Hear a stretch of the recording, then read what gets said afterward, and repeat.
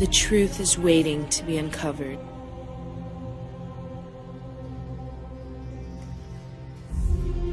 They've been corrupting our minds, decaying our bodies, entrapping our souls, leaving us to rot on this planet, each cycle becoming more meaningless than the last.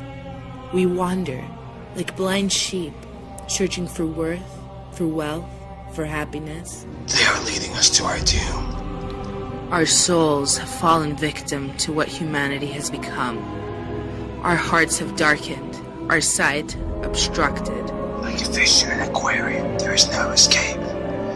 Our souls remain forever trapped in this prison of illusions. Distracted by anything and everything, from politics to the media to religion. Their eyes forever watching, Ruling. controlling. The powerful elite forces of this earth lie behind the scenes. And knowledge is our only power. The time has come for us to take that power back.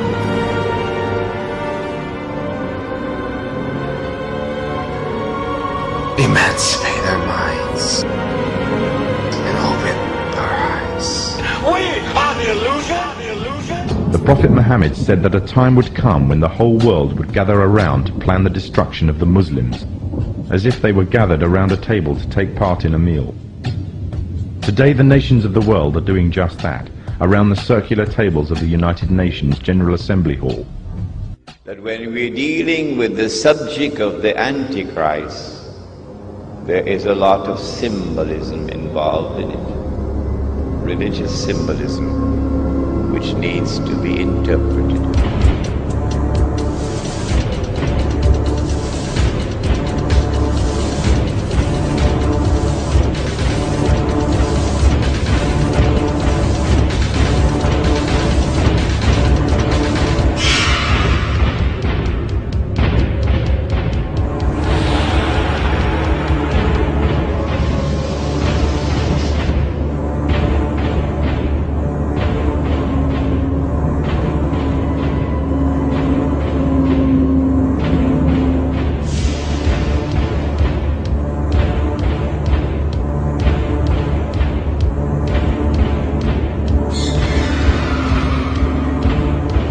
We have before us the opportunity to forge for ourselves and for future generations a new world order, a world where the rule of law, not the law of the jungle, governs the conduct of nations.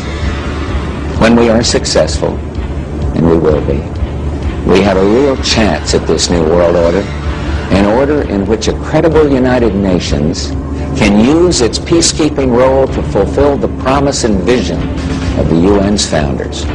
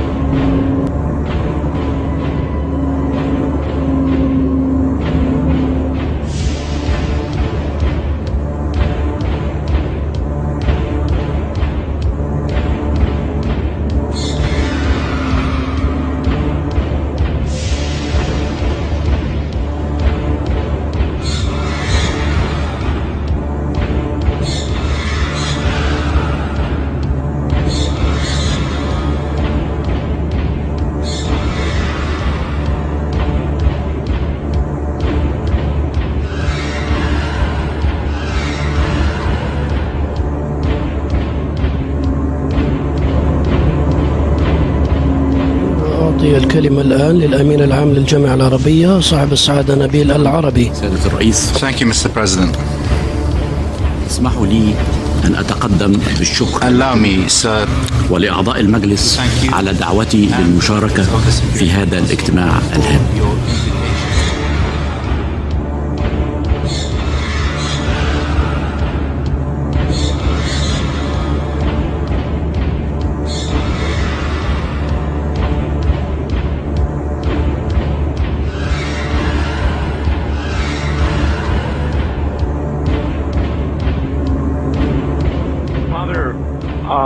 I've got an article here entitled "Two Eminent Churchmen Agree." Yes. That there actually is, this is a shocker to a lot of people. Yes. That there are satanic practices going on at the Vatican. Could that be true? Yes. You want to say that? If I was a lawyer and you were on the witness chair, I'd say, would you say it? It's out loud. Yes. Yeah. Yes, it is. Now, when we say in the Vatican, it's at a certain level, and there's no doubt about it that there have been and still are practices that are formally venerating Lucifer, the prince of this world. There's no doubt about that. The people who are hanging out at the United Nations are just simply, in a nutshell, one word, they're Luciferian. And I'm just sorry to report that, but that's just what it is. And so all of the people today who are promoting the United Nations and the concept of world government, whether they know it or whether they don't, whether they're doing it for money or whether they're doing it for power or for whatever reason they're doing it, they are promoting the philosophy and the religion of the Antichrist. In 1986, Pope John Paul II gathered in Assisi, Italy, the leaders of the world's major religions to pray for peace. There were snake worshippers, fire worshippers, spiritists, animists, Buddhists, Muslims, Hindus, North American witch doctors. I watched in astonishment as they walked to the microphone to pray. The Pope said they were all praying to the same God, and that their prayers were creating a spiritual energy that was bringing about a new climate for peace.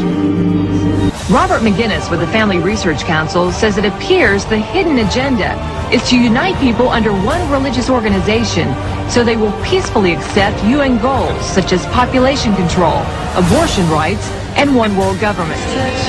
A new world order.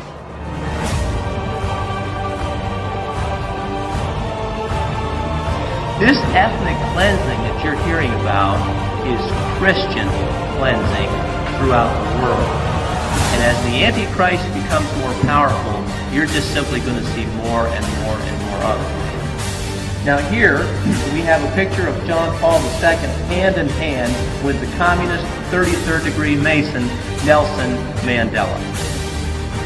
So most all the blacks think that Nelson Mandela is the great black hope to South Africa.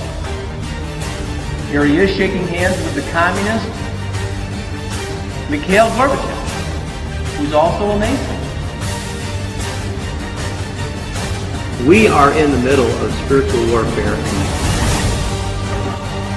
But the point is that I think some of us at least are here because we realize that there's a real problem today. But to people who are on the outside looking in, this is not what they see.